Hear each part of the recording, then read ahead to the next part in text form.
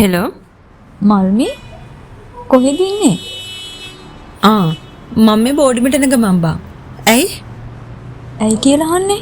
බලපන් වෙලාව. දැන් 8:00මාරක් පහුවෙලා. හරි බං. මොනා කරන්නද ඉතින්? ඕටි නොකර බෑනේ. මයික්මන්ට එන්න. මල්මි ෆෝන් එක තිව්වේ එහෙම කියාගෙන.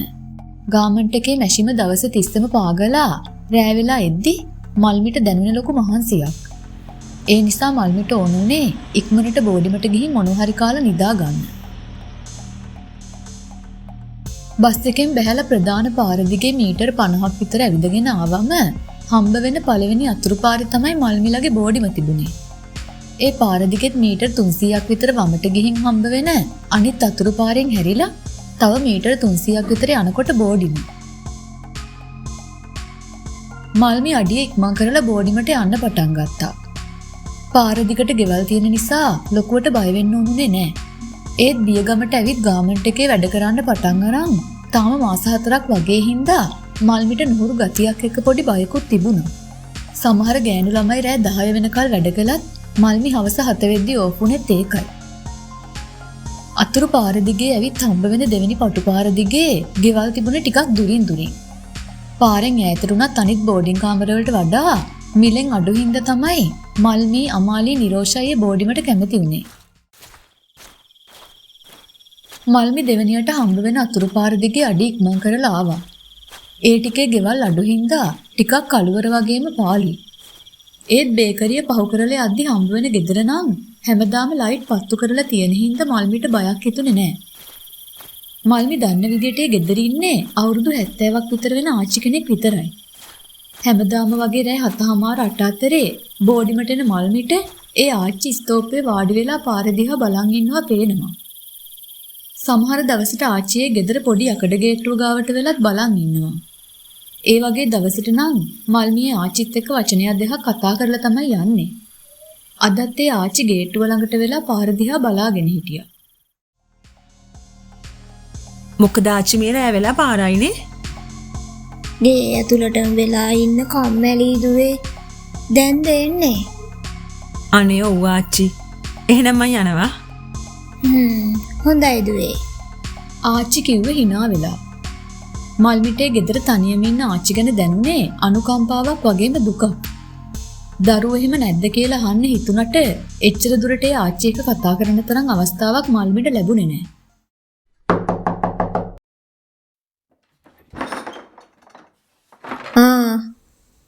වරෙන් ඇතුළට. මහන්සි බං. මහන්සි වුණාට කමන්න නාල වරෙන්. පිරිසිදුකම ගැන ලොකුවටම හිතන අමාලි කෑ ගහලා වගේ කිව්වා. නාල කොණ්ඩේ පිහදාන ගමන් නිරෝෂ හදපු තේක බිබී ඇඳෙන් වාඩි වුණු මල්මිට එකපාරට මතක් වුණේ අර ආච්චි. ඇත්තටම ආච්චි පවුනේ දමා. මොන ආච්චිද බං? අර අපි එන පාරේ තියෙන ගෙදර ඉන්න ආච්චි. අර පාළුවට ගිය ගෙදර බං. මේ එනකොට හම්බ වෙන ගෙදර ඉන්න ආච්චිද? ඔව්. එයාගේ මහත්තයා මැරිලා. ළමයි නෑලු. ඔය ගෙදර තනියම ඉන්නේ. අනේ එහෙමද? එතකොට නෑ එක්වත් නැද්ද? කවුද බන් දන්නේ? අනික අපිට මොකටද ඕවා? නිකන් ඇහුවේ බං. පව් කියලා හිතන තනියම ඉන්න නිසා. ගේට්ටුව ළඟ හිටිය තනිවාරෙන් කතා කරනවා මාත් එක්ක. එයා ටිකක් අපේ සුදු අම්මා වගේ. ගිහින් නැවතියන් මැරුණු දවසක උඹට ගේත් අයිති කරගන්න පුළුවන්නේ? අමාලි කිව්වේ hina වෙවි. ඒ ආච්චි ගැන කතා කරන්න අමාලිටවත් නිරෝෂටවත් ලොකු වමනාවක් නොතිබුණු හින්දා මල්මි තවත් ඒ ගැන කතා කරන්න ගියේ නෑ.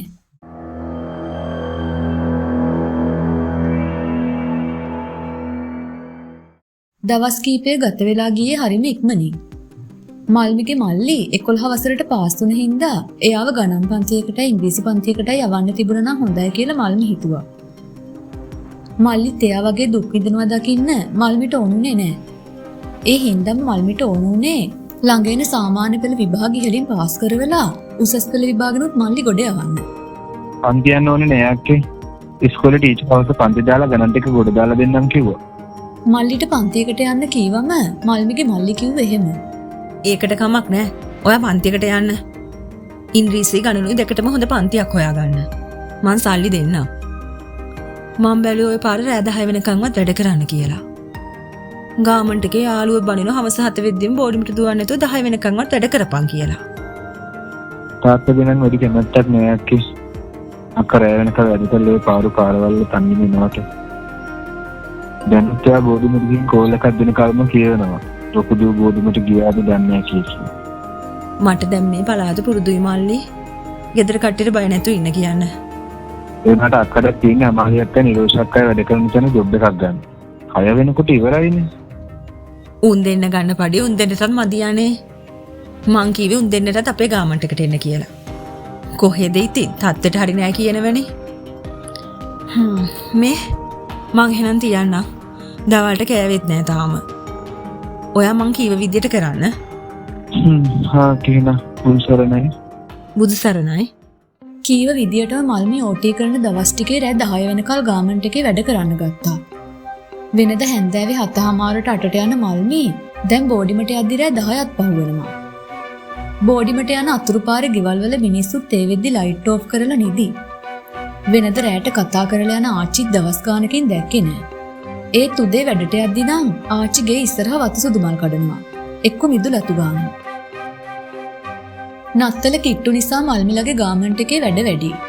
ඒ නිසා ඒ දවස් ටිකේ මල්මිට හැමදාම වගේ රෑ 10 වෙනකල් වැඩ තිබුණා. වෙනදට වඩා වැඩියෙන් වැටුපක් ලැබුණත් එක දිගට නිවාඩුවක්වත් නැතුව මහන්සි වුණ හින්දාද කොහෙද මල්මි හිටි හිටි අසනීප වුණා. නිවාඩුවක් දාලා ගෙදර ඵලයන් මල්මි. ටික දවසක් ගෙදර ගිහින් හිටා. ඔහොම එක දිගට වැඩ කරලා අන්තිමේ මොකක් වෙලා නවතීද දන්නේ නැහැ. නිරෝෂයි අමාලී නිතරම කිව්වේ එහෙම. අසනීප ගතිය වැඩි වුණ හින්දා වගේම ටික දවසක් විවේක ගන්න කියලා ડોක්ටර්ත් කීව හින්දා මල්මිගේ අම්මයි මල්ලි ඇවිත් මල්මි ගෙදර එක්කන් ගියා. තෙහෙට්ටු වෙලා හිටි මල්මි ආපහු වැඩට එන්න බෝඩිමට ආවේ දවස් 10කින් විතර. අම්මයි මල්මි බෝඩිමට ඇරලවල ආපහු යද්දි මගින් මගට කිව්වෙම ආයෙ රෑ වෙනකල් වැඩ කරන්න එපා කියලා. ඒත් මල්මිට හිත තිබුණේ මොන දුක විඳලා හරි මල්ලිට උගන්වන්න. බෝඩිමට ආවට පස්සේ දවසේ මල්මි සුපුරුදු විදියට ගාමන්ට් රස්සාවට යන්න පටන් ගත්තා. එදා රෑ 10 වෙනකල් වැඩ කරපු මල්මි බෝඩිමට එන්න පිටත් වුණා. ගාමන්ට් එකේ ඉඳලා අතුරු පාර ළඟට එනකල් ගාමන්ට් එකේ වැඩ කරන තව ගැහැණු ළමයි ටිකකුත් එක්ක ආපු මල්මි එයාලට සමුදීලා අතුරු පාරට හැරුණි ඉක්මනට බෝඩිමට යන්න. මල්මි අතුරු පාරෙන් බෝඩිමට යන්න තියෙන පාරට හැරුණා. එතන ඉඳලා ගෙවල් තිබුණත් ඒව තිබුණේ ටිකක් දුරස් වෙන්න. අනිකේ ගෙවල් වල මිනිස්සු හිටියත් කිසි සද්දයක් නෑ වගේ. ඒ කොහොම වුණත් මල්මි වෙනද hina වෙලා කතා කරලා යන ආච්චිගේ ගෙදර නම් රෑ 10:45 වෙද්දි තැරලා තිබුණා. අම්මෝ සීතල ඉක්මනට ගිහින් නාල ඇඳට වැටෙනකන් ස්පාසුවක් නෑ. වෙනදට වඩා සීතලකුත් දැනෙන හින්දා මල්මිට ඕනුනේ ඉක්මනට බෝඩිමට යන්න.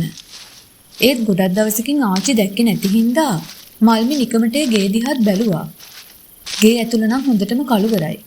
ඒත් ටිකක් එහාට වෙන්න තිබුණු ලයිට් කණුව එළියයි. අවට ගෙවල් වල සමහරක් ලයිට් වල එළියයි නිසා මහ ලොකු අඳුරක් තිබුණේ නැහැ. ගේ කිට්ටුවට එද්දි මල්මිට තිබුණ තනිකමත් බයත් අඩු වුණා. මොකද ආච්චිගේ ගෙදර දොරත් ඇරලානේ. ආච්චි මොකද මේ මහරා එළියට වෙලා? කළුවරේම විදුලි ඉන්න ආච්චිව මල්මිගේ ඇහැ ගැටුණ එක පාරටම. ආච්චි hina වුණා විතරයි. මොකුත් කිව්වේ නැහැ. මම යනවා ආච්චි. මල්මිත් කියාගෙන ගියා. ගොඩක් දවසකින් ආච්චි දැක්කේ හින්දා මල්මිට දැනුනේ සතුටක්. බෝඩිමට ගිහින් නිදාගෙන ඊළඟ දවසේ උදේත් සුපුරුදු විදියට මල්මි බෝඩිමෙන් පිටත් උනේ ගාමන්ට් එකට යන්න. උදේම ආච්චිගේ ගේ ගාවින් යද්දී පුරුද්දට ගේ දිහා බැලුව මල්මි දැක්කේ ආච්චිගේ ගේ වහලා දාලා තියෙනවා. මල්මි හිතුවේ ආච්චි නිදි ඇති කියලා. වෙහෙසකර දවසේ වැඩ ටික ඉවර කරලා මල්මි පුරුදු විදියටම රෑ 10ට වැඩ ඉවර කරලා එන්න පටන් ගත්තා. වෙනද විදියටම අර ආච්චි එදත් මිදුලේ හිටගෙන ඉන්නවා. ඒත් ගෙදර එක ලයිට් එකක්වත් දාලා නැහැ. මල්මිට දැනුනේ අමුතු හැඟීමක්. මොකද ආච්චි ඊරෑත් මේ වගේ වෙලාවේ එළියට වෙලා හිටියේ. මල්මි ආච්චි දිහා හොඳට බැලුවා. තුනී වෙලා ගිය සුදු කොණ්ඩේ කඩා දාලා තිබුණු විදියෙන් පෙනුනේ එයා දැන් නාලා වගේ. සුදු පාටට හුරු මල්මල් ගවුමක් ඇඳලා හිටියේ ආච්චි මල්මිත් එක්ක හොඳට hina වුණත් ඉස්සර වගේ කතා කළේ නැහැ. මල්මිත් කතා කළේ නැතුව hina වෙලා දිගටම ඇවිදගෙන පාර දිගේ ආවා. ඇයි මේ මිනිස්සේ මහරෑලි ඉන්නේ? මොන හරි ප්‍රශ්නයක් අද්ද? ඒත් මූණෙන් එහෙම දෙයක් පේන්නේ නැහැ. එහෙම හිතන ගමන් මල්මි පිටිපස්සේ හැරිලා ආච්චිගේ ගේ දිහා බැලුවා. පුදුමයි. ඒ තප්පරේට ආච්චි ගේ ඇතුළට ගිහින් දොරත් වහගෙන. මල්මිට දැනුනේ අමුත්තක්. ඒ තරම් ඉක්මනට වයසක ආච්චිට ගේ ඇතුළට ගිහින් දොර වහගන්න පුළුවන්ද? මල්මි බෝඩිමට ගියේ මේ ගැන අමාලිටයි නිරෝෂටයි කියන්න හිතාගෙන. ඒ තුන්දෙනාගේ කතාවල් අතරේ මේ කාරණාව මල්මිටත් අමතක වුණා. ආගිය තොරතුරු කතා බහ කරලා නින්දට යද්දී රෑ 11 විතර වෙන්න ඇති. මල්මි කළුවරේ ඇවිදගෙන ගියේ වේගෙන්. විනාඩි 30කට විතර කලින් හොඳටම වැහැලා තිබ්බ නිසා පොළව හොඳටම තෙත් වෙලා. සෙරෙප්පු දෙකක්වත් දාගෙන ආවේ නැත්තේ ඇයි කියලා මල්මි කල්පනා කළා. ඒත් දැන් ආයේ බෝඩිමට යන්න බැරි හින්දා මල්මි ඉස්සරහටම ගියා. සුදු පාට තීන්ත ගාපු ටිකක් විතර පරණ පාළු ගෙදර ආච්චි දොරකඩ වාඩි වෙලා මල්මි එන දිහා බලන් ඉන්නවා. ආච්චිව දැකපු මල්මි අඩි ඉක්මන් කරලා ආච්චිගේ ගේ දිහාවට ගියා. ආච්චි ළඟට යන්න ආච්චිගේ ස්වරූපය වෙනස් වෙනවා කියලා මල්මිට දැනුනේ එතකොට. ඒ ආච්චිගේ මූණේ වෙනද වගේ හිනාවක් වෙනුවට ඒ වෙලාවේ තිබුණේ මල්මි දිහා රවාගෙන බලන් ඉන්න මූණ. මල්මි ආච්චිට ලං වෙනවත් එක්කම ආච්චි තරහින් බිම බලාගත්තා. මල්මිට හිතා ගන්න බෑ මේ ආච්චි තමන් එක තරහින් වගේ ඉන්නේ කියලා. ටිකක් ලං වුණු මල්මි ආච්චිගේ උරහිසට අත තියලා කතා කළා. ආච්චි ඇයි මේ? එහෙම කියනවත් එක්කම එකපාරටම මූණ උස්සලා මල්මි දිහා බලපු ආච්චිගේ මූණ දැක්කම මල්මිට මුකුත් හිතන්න වෙලාවක් තිබුණේ නෑ. ක්ලාන්ත ගතියක් හැදුනා වගේ විතරක් දැනුණා. මූණ දැලි පාට වෙලා, දත් තිලිප්පිලා, ඇස්කිරි දෙකම රතු පාට වෙච්ච විරූපී වෙලා ගිය මූණක් තියෙන කවුදෝ ගෑණියෙක් තමයි එතන හිටගෙන හිටියේ. මල්මි මල්මි මොකද බං මල්මි? අනේ මල්මි ඇයි මේ? මල්මිට ඇහුනේ අමාලිගේ නිරෝෂගේ කටහඬ. ඒත් එක්කම මූණ වතුරෙන් තෙමෙනවා මල්මිට දැනුණා. මල්මි පියවි සිහියට ආව එතකොට. මල්මි කොහොම මේ වතුර ටික බීලා හිටපන්? නිරෝෂ මල්මිගේ කටට වතුර වීදුරුව ලං කළේ එහෙම කියාගෙන. හදවත වේගයෙන් ගැහෙනවා වගේම මුළු ඇඟටම දාඩිය දාලා කියලත් මල්මිට තේරුණා. මොකද උනේ? මොකද උනේ කියලා තමයි අපිත් මේ බැලුවේ. උඹ හීනෙන් බය වෙලා. අමාලි එහෙම කිව්වම මල්මිට දැනුනේ පොඩි සැනසීමක්. ඒත් වෙච්ච කිසිම දෙයක් මල්මිට මතක තිබුණේ නැහැ. "ඕ, යකෙක් දැකලා වගේ මහා හයිය විලාප දුන්නේ උඹ? වටේ පිටේ මිනිස්සු තවදි වෙන්නේ නැති. දැන් අවුලක් නෑ නේද?" නෑ. දැන් හොඳයි. එහෙම කිව්වට මොකද මල්මිට දැනුනේ විකාර ගතියක්. තමන් මොනවට හරි බය වුණා කියලා මතක් වුණත් ඒ මොකටද කියලා මල්මිට මතක තිබුණේ නෑ. අමාලි නිරෝෂය ටික වෙලාවකින් නිින්දට වැටුණත් මල්මිට නිින්ද යද්දි පාන්දර 3ක් පහුවෙලා.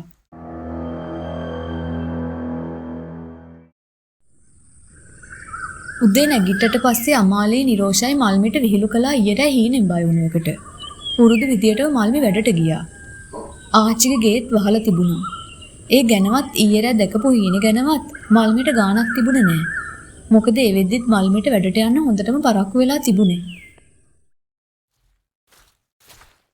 වෙනද විදියටම මල්මි රෑ 10ට වැඩ ඉවර කරලා ගාමන්ට් එකෙන් එන්න ආවා. එදා මාසේ පොයේ දවසේ හින්දා වටපිටාව වෙනදට වඩා කළුවරයි. හීතල හුළඟත් හොඳටම තිබුණා. පඩිත් හම්බුනේ කිය අරුන් දෙන්නටත් එක රයිස් එකක් කරන් යන්න ඕනේ. බතු එළවලුයි කාලත් ඇති වෙලා. රයිස් එක හදනකම් කඩේට වෙලා ඉන්න උණු හින්දා විනාඩි 20ක් විතර පරක්කු වෙලා තමයි මල්මි ආවේ. ගෙවල් කීපක නම් ලයිට් එලිපත් වුණාට ගොඩක් ගෙවල් වලයි නින්දට ගිහින් තිබුණේ. ඒ හින්දාම මල්මිගේ හිතට කළුවරක් එක්ක තුනීවට බයකුත් දැනුණා. සුපුරුදු විදියටම සුදු පාට තීන්ත ගාව පරණ පෙඩුමක් තියෙන ආච්චිගේ ගේට් මල්මිට පේන්න ගත්තා. ඒත් එක්කම හරියට නිකන් කවුරු හරි කතා කරලා මතක් කරා වගේ මල්මිට මතක් වෙන්න ගත්තේ මෙච්චර වෙලාවක් අමතක වෙලා තිබ්බ ඊයේ දැකපු හීනේ. දෙයනේ. ඊයේ හීනෙන් දැක්කේ ආච්චිගේ ගෙදර නේද? ෂීක්. ඉඳලා ඒකත් මේ වෙලාවේ මතක් වුණ හැටි.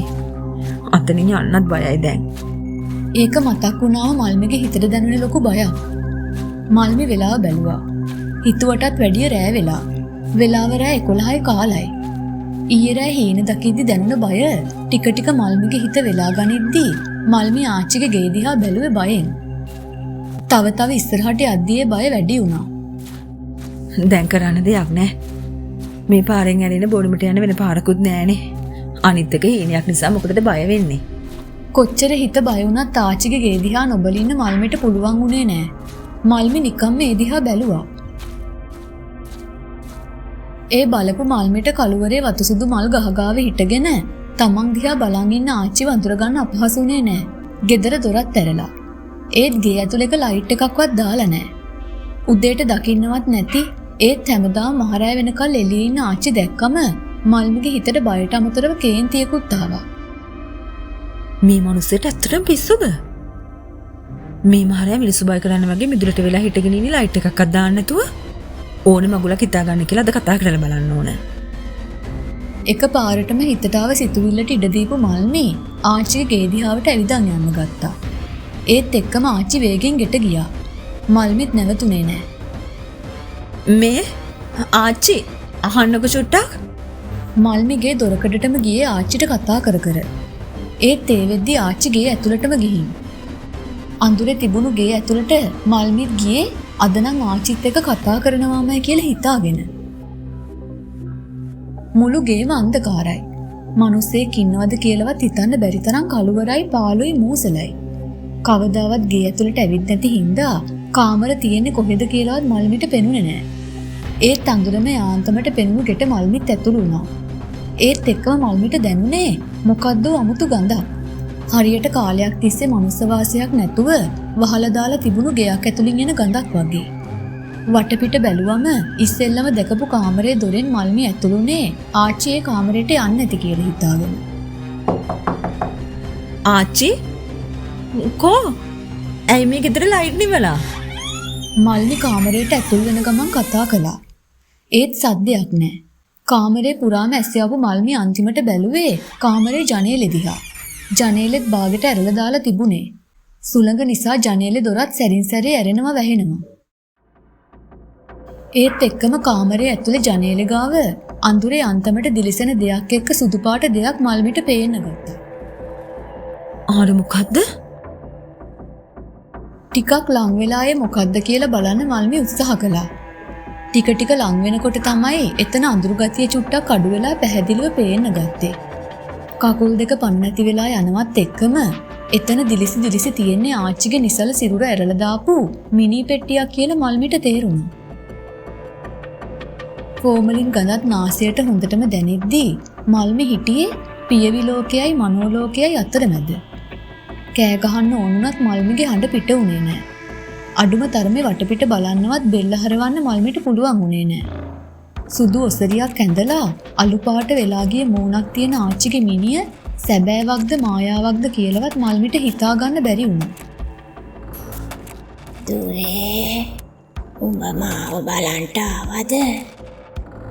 තමන්ගේ පිටිපස්සෙන් ඇවිත් සීතල අතක් තමන්ගේ උරහිසින් තියද්දී ඇහුණු කටහඬ අඳුරගන්න මල්මිට අමාරුනේ නෑ. මොකද ඒ වෙන කවුරුවත් නෙමෙයි. ඒ ඇහුනේ මිනි පෙට්ටියේ නිදාගෙන ඉන්න ආච්චිගේ කටහඬ.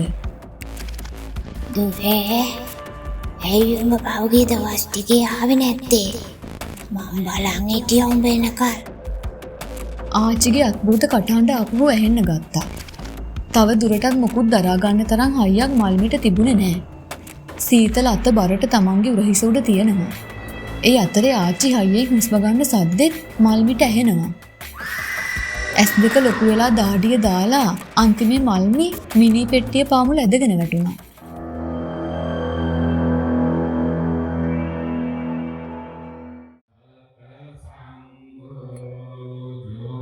මල්මිට සිහියෙද්දී ඇහුනේ පිරිත් හඬ.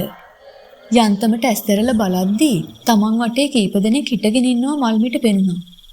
ටික වෙලාවක් යද්දී ඉන්නේ කිට්ටුව පන්සලේ ඉන්න හාමුදුරුවෝයි අමාලී නිරෝෂයි තව කීප දෙනෙකුයි කියලා මල්මිට පෙනුණා.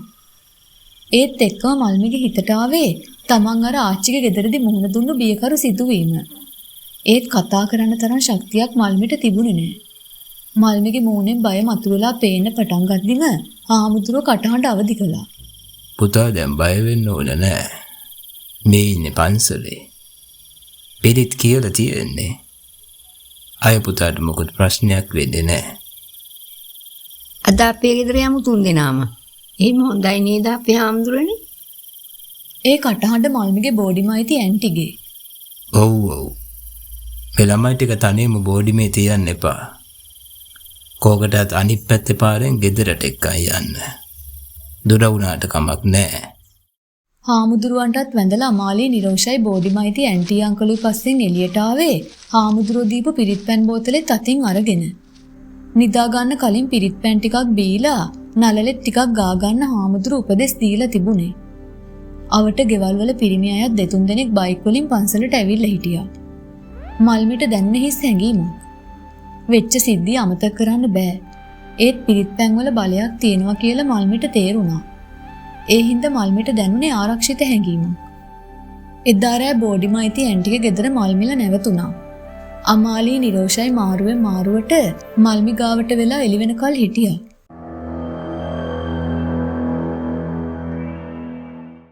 ඊළඟ දවසේ නිවාඩු දවසක් හින්දා කාටවත් වැඩට යන්න ඕන උනේ නෑ.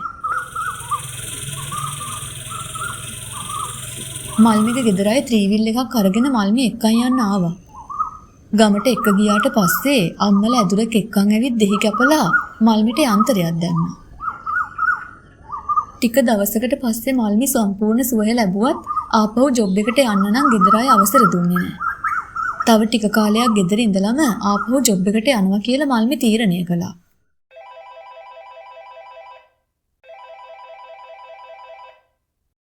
හෙලෝ. දැන් කොහොමද ඔයාට? අමාලි මල්මිට කෝල් කළේ දුක සැපහන්න. දැන් නම් අවුලක් නෑ බං. කම්මැලි ගෙදරට වෙලා ඉන්න. මේ ඒක නෙමෙයි. උඹලා කොහොමද මාව අරගේ ඇතුලින් දිද්දි හොයාගත්තේ? රෑ වෙනකනුත් උඹ බෝඩිමට ආවේ නැතිකොට අපි කෝල් කරා. ෆෝන් එක ආන්සර් කරන්නේ නැත්නම් අපි හොඳටම බය වෙලා දෙන්නත් එක්ක පාරට ආවා. ඒදි පාරට හැරෙන තැන ගෙදර අක්කපුව උඹ විනාඩි 20කට විතර කලින් බෝඩිමට යනවා දැක්කා කියලා. ඒ පාරේ ඉතින් ආපස්සට ඇවිත් හොයනකොට අර ආච්චිලා ගේ දොර ඇරලා තියෙනවා දැක්කේ. සැකේටත් එක කිට්ටුව ගෙදර කට්ටියටත් කියලා ගෙට ඇවිල්ලා බලද්දි තමයි දැක්කේ උඹ ගේ ඇතුළේ වැටිලා ඉන්නවා. මුලින් අපි බය වුණේ කවුරු හරි උඹට කරදරයක් කරලා කියලා. ඒත් මූණට වතුර ටිකක් ඉස්සාම උඹ කරපු කියපු දේ වලින් තේරෙනවා උඹ කාට හරි බය වෙලා කියලා. ඒ පාර තමයි පන්සලට එක්කන් ගියේ. උඹලට පින් බං. ඉන්පස්සේ මල්මි Tamante පාළු ගෙදරදි වෙච්ච සිද්ධිය කියන්න ගත්තා. අමාලිට දැනුනේ මහා බයක් වගේම මල්මි එක්ක තරහක්. ඇත්තටම උඹ නම් මහා මෝඩයි. මොන හේකටද අර පාළු ගේ පැත්තට ගියේ? පාළු ගියක් වෙන්නේ කොහොමද බං? ආච්චිගේ ගෙදර හිටියනේ. මොන ආච්චියද බං? අපිට ඒ කතාව කියන්න අමතකුණානේ උඹට. මොන කතාවද? උඹ කලින් සැරේ ලෙඩ වෙලා ගෙදර එක්කන් ගියේ. ඒ ගිහින් දවසයි ගිය අර ආච්චි මැරුණා.